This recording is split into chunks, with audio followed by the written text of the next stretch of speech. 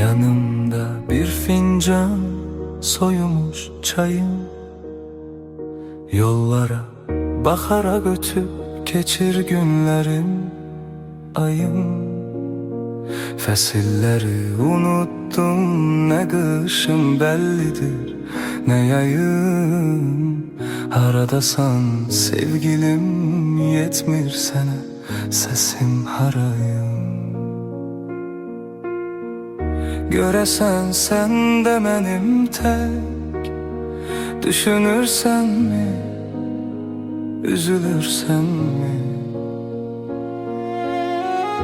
Göresen sen de benim tek, geceleri gözlerinden gizli gizli yaş dökürsen mi?